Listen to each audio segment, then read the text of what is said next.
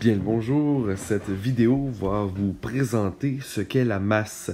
Donc je suis présentement dans le chapitre 2 à la page 7 de votre document notes. Je vous invite donc à compléter vos notes en suivant ce que je vais vous mentionner donc dans cette vidéo. Donc qu'est-ce que c'est que la masse et que sont ses unités? Mais la masse, ce qu'il faut comprendre, je vais prendre un petit dessin à l'appui. Donc, la masse, ça correspond à une quantité de matière. Donc, imaginez que vous avez un objet. Donc, mon objet va être plutôt carré. Imaginons qu'il est fait à 100% d'or, donc AU. En passant, j'ai écrit AU parce que AU, c'est le symbole chimique de l'or. Ça vient du latin qui veut dire aurum. Donc, imaginez par exemple que j'ai un bloc d'or de 10 grammes. Qu'est-ce que ça indique? Ça veut dire que j'ai dans ce bloc, dans cet objet, une quantité de matière correspondante à 10 grammes. Donc, la masse, en fait, je vais peut-être rajouter peut-être un petit terme ici.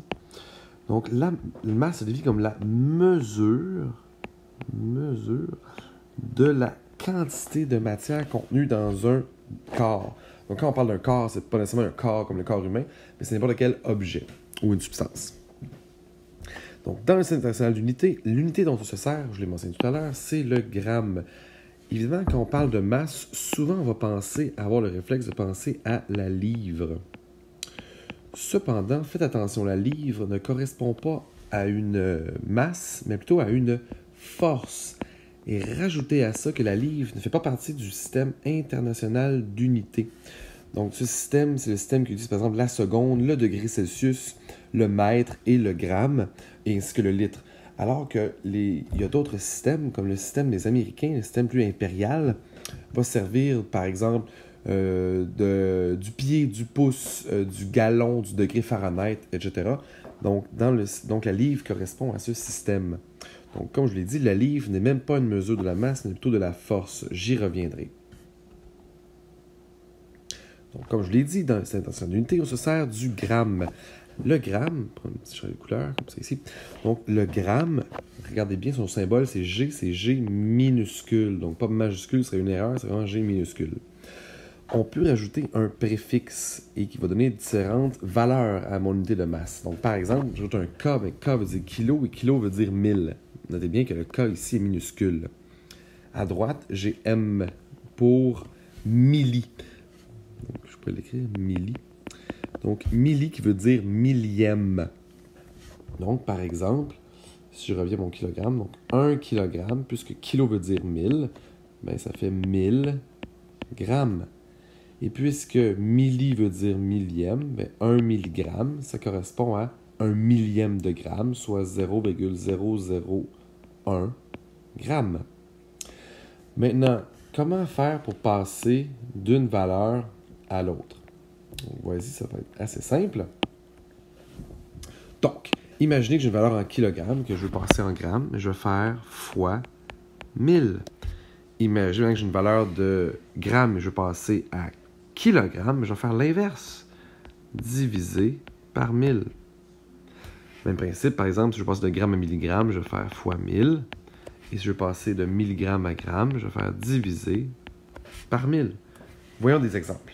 Imaginez que j'ai, je sais pas moi, par exemple, 8,1 kg et que je veux le transformer en grammes. Donc, je suis en kilogrammes et je veux aller en grammes. Donc, qu'est-ce que je fais? Fois 1000. Donc, je vais faire 8,1 fois 1000, ce qui va me donner 8100 grammes. Autre exemple, je vais juste réécrire mon petit zéro ici. Voilà. Je vais effacer ça. Bon, voici. Donc, imaginez maintenant que j'ai 12,1 mg et que je décide de savoir c'est combien en grammes. Ben voici, je suis en milligrammes, je veux aller en grammes. Donc, je dois faire diviser par 1000, donc 12,1 divisé par 1000, ce qui me donne 0,0121 grammes. Donc, je divise par 1000. Donc, c'est une valeur beaucoup plus petite dans ce cas-ci. Si, par exemple, faisons un autre exemple, où je veux passer, ceci, par exemple, donc je passe par exemple de kilogramme à gramme directement. Donc, imaginez, la question est la suivante. J'ai 0,12 kg et je veux savoir, ça me donne combien en milligrammes. Ben, voici comment faire. Donc, je suis en kilogrammes et je veux aller jusqu'en milligrammes. Donc, qu'est-ce que je vais faire? Ben, fois 1000 et encore une fois, fois 1000, ce qui revient à faire fois 1 million. Donc, je fais 0,12 fois 1000 ou bien 0,12 fois 1 million. Ça revient au même, ce qui me donnerait 120 000 milligrammes. Juste ici dans l'exemple, ce qu'on vous indique, c'est de faire attention de ne pas se tromper entre taille et masse. Je donne deux exemples qui vont bien démontrer que ça se fait. Ici, j'ai une boule de quille. Si, par exemple, je te vous donner son volume, donc l'espace qu'elle occupe, c'est quand même plutôt petit. Bon, évidemment, c'est relatif. Mais sa masse, cependant, elle est plutôt grande. Au contraire, ici, mon Omnikin, c'est-à-dire le ballon pour jouer au kinball, on peut dire qu'il a un volume plutôt élevé, surtout par rapport à la boule de quille, mais sa masse, elle est passablement plus faible, encore une fois, par rapport à la boule de quille. Donc, tout ça pour dire que le volume et la masse ne sont pas reliés directement. Donc, pas parce que j'ai un grand volume ou un grand espace occupé que la masse va être élevée. Maintenant, est-ce que la masse et le poids, c'est la même chose? La réponse est non. Non, ce n'est pas du tout la même chose, la masse et le poids, et laissez-moi vous le démontrer. Prenons un exemple. Imaginez que vous êtes appelé d'urgence à faire un voyage dans l'espace, quand même une belle mission. On vous demande de prendre votre masse sur la Terre. Donc, qu'est-ce que vous allez faire? Bien, vous allez aller sur une balance. Donc, vous voici. Vous voyez sur une balance, elle est très grosse. La balance, par exemple, va vous indiquer 45 kg, par exemple.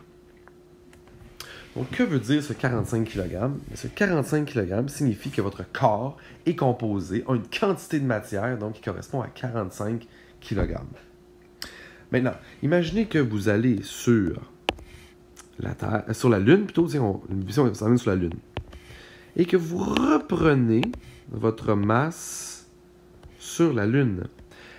Question, est-ce que votre masse sera encore de 45 grammes? Ça, c'était sur la Terre. Ça, sur la Lune. Donc, est-ce que vous aurez encore une masse de 45 kg? La réponse, c'est absolument. Compte tenu du fait que, je l'ai dit, la masse, c'est une quantité de matière.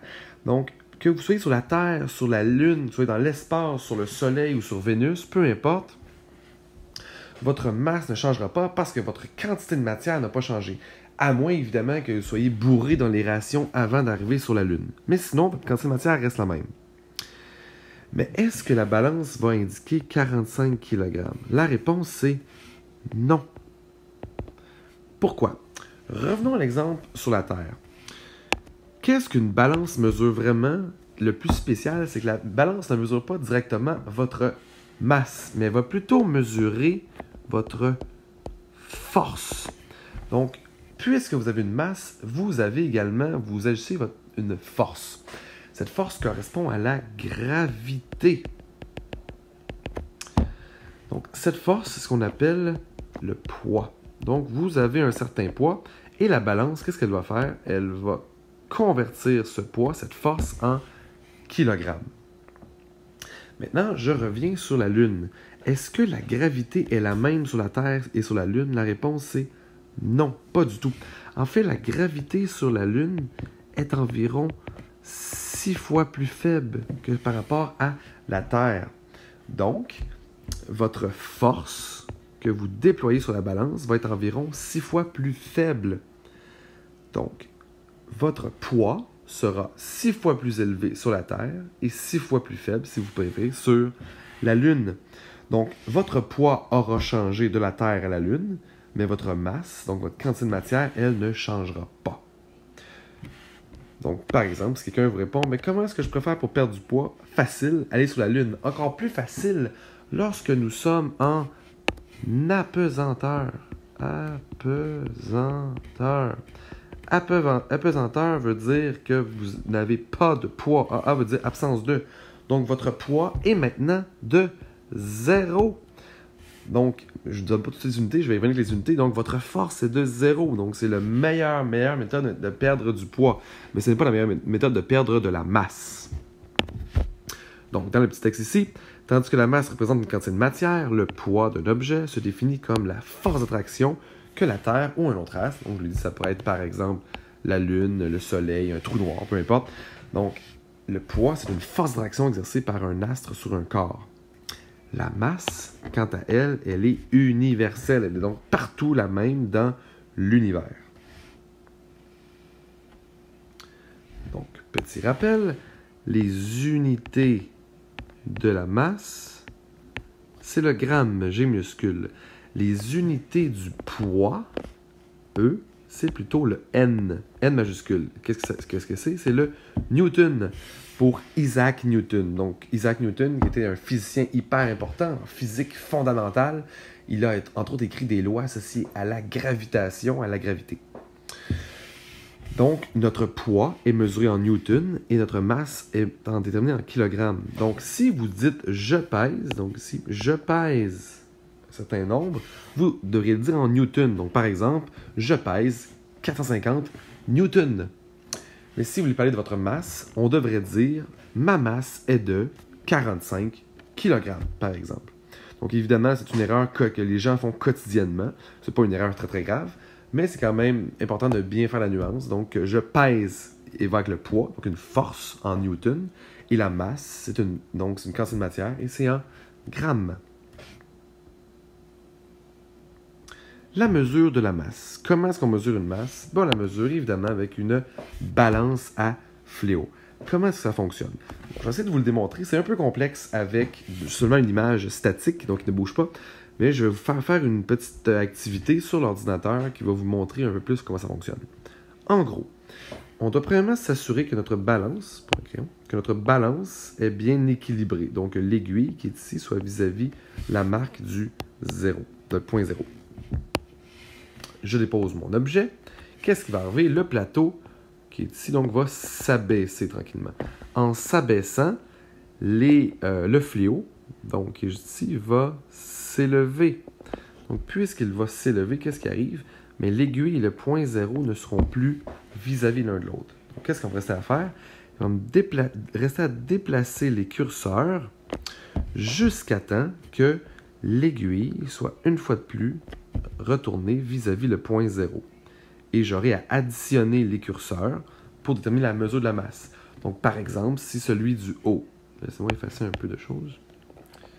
Donc, si par exemple, celui du haut, pour que ma balance soit équilibrée, est à 200, celui des dizaines est à 30, celui des unités est à 5, et celui, par exemple, des dixièmes, soit par exemple à 0,5, ça voudrait dire que ma masse de mon objet est de 235,5 grammes.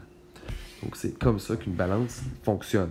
Comme je l'ai dit, vous allez le pratiquer sur une activité sur l'ordinateur, mais également, on va le pratiquer en laboratoire. D'ailleurs, dans le tableau qui suit, on vous indique pas à pas comment utiliser la balance. Donc, je vous invite à le lire, donc pour savoir comment utiliser la balance à fléau. Donc, voici pour la masse.